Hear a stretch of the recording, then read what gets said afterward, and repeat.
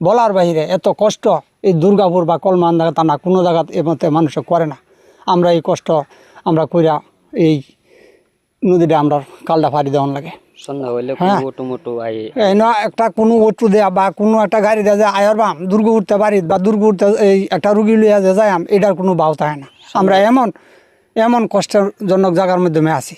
তাইলে কোনো গাড়ি চলে না। কখন কথা হইল এটাই যে আমাদের এই জাঙ্গালবাঙ্গা নদীর উপর অতি গতিতে অতি তাড়াতাড়ি যাতে একটা ব্রিজ নির্মাণ হয়, তাহলে আমরা সকলেই চলাফেরার জন্য একটু শান্তি কামনা করতে পারি। আর এই এলাকার ভিতরে আমাদের এমন কষ্ট মানে আর কোনো জায়গাত এরকম ধরনের দুর্ভিক্ষ নাই।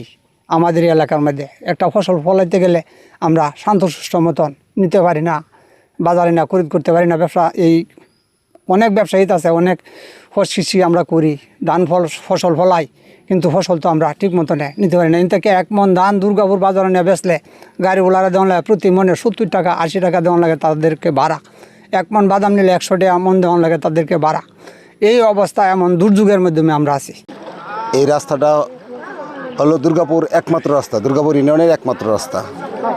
এই রাস্তা মাঝে আত্রাকালী নদীর জাঙ্গালবাঙ্গা নামস্থানে এই একটা খাল বা খালের কারণে নদীর কারণে আমাদের এলাকার মানুষ দুর্গাপুর শহরের সাথে যোগাযোগ রাখতে পারে না।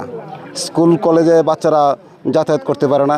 আমাদের ইউনিয়নের 7টা ওয়ার্ড পড়ছে হলো এই নদীর উত্তর পারে, আর 2টা ওয়ার্ড পড়ছে হলো দক্ষিণ পারে। এই 7টা ওয়ার্ডের মানুষ এই ভোগান্তির মধ্যে আছে।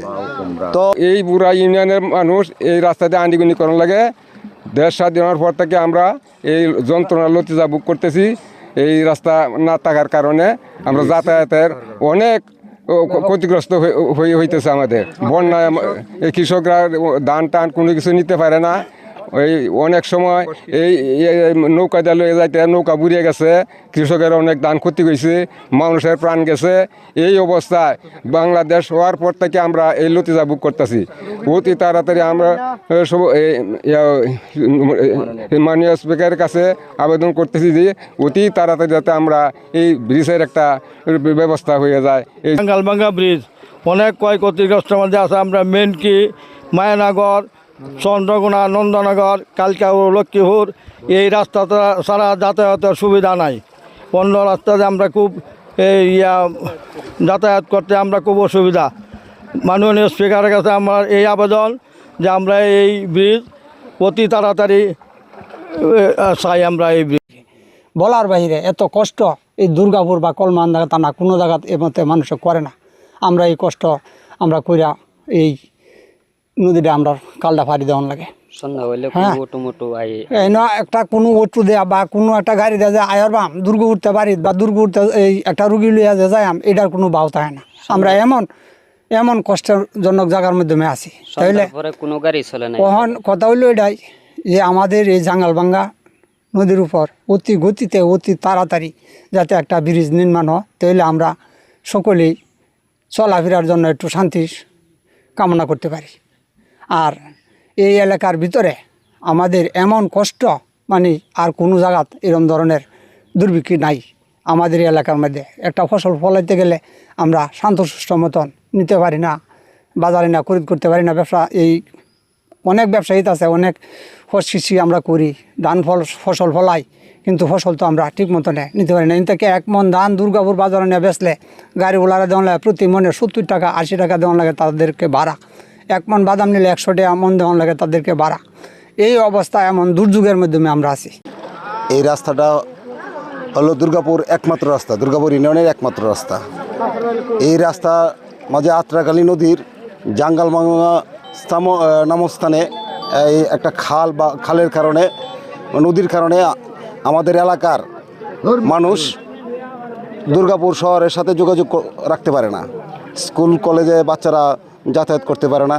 আমাদের ইউনিয়নের 7টা ওয়ার্ড পড়ছে হলো এই নদীর উত্তর পারে, আর 2টা ওয়ার্ড পড়ছে হলো দক্ষিণ পারে। এই 7টা ওয়ার্ডের মানুষ এই ভোগান্তির মধ্যে আছে।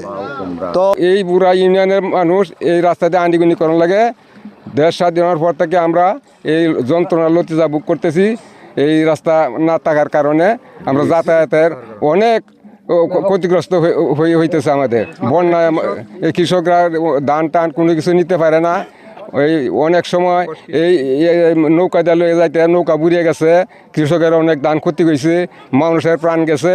এই অবস্থায় বাংলাদেশ হওয়ার পর থেকে আমরা এই লতিজা বুক করতেছি। অতি তাড়াতাড়ি আমরা সব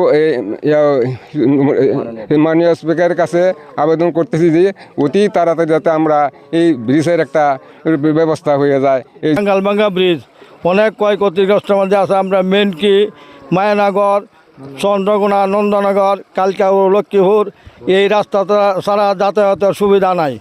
অন্য রাস্তাতে আমরা খুব যাতায়াত করতে আমরা খুব অসুবিধা। মাননীয় স্পিকারের কাছে আমার এই আবেদন যে আমরা এই ব্রিজ অতি তাড়াতাড়ি চাই।